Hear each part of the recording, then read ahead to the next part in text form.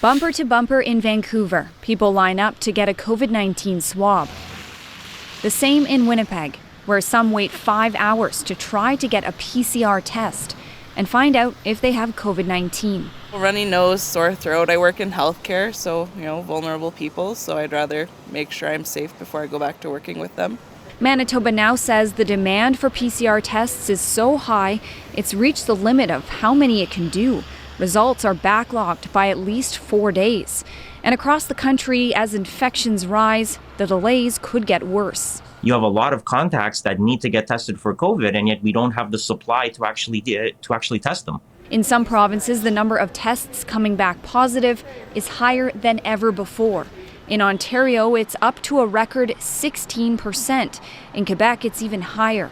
All of this means that the numbers we're seeing today are not an accurate reflection of what happened yesterday, and they're going to increasingly underestimate the number of cases. Labs are already struggling to keep up with the demand. There is a medical lab technologist that said she arrived to work the other day, and she walked into the lab, and the entire lab is just filled with boxes and boxes and boxes. She said all she saw was a sea of boxes.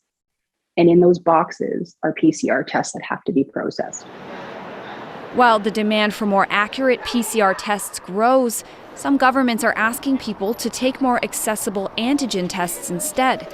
But that could mean an even cloudier view of how many infections there are, since not every jurisdiction offers a way to log a positive result. That's if people can even get their hands on them. We tried on the weekend, but before we even got there, the tests were out.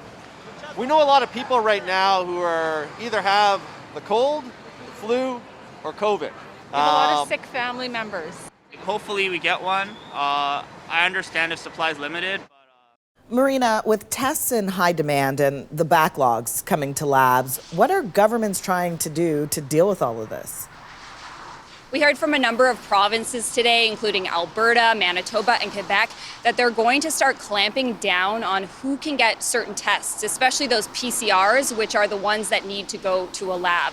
Some jurisdictions are asking people to only go for a test if they have symptoms or if they work in healthcare. We know that in Vancouver, they're going to start only giving PCR tests to people who are at the highest risk of infection.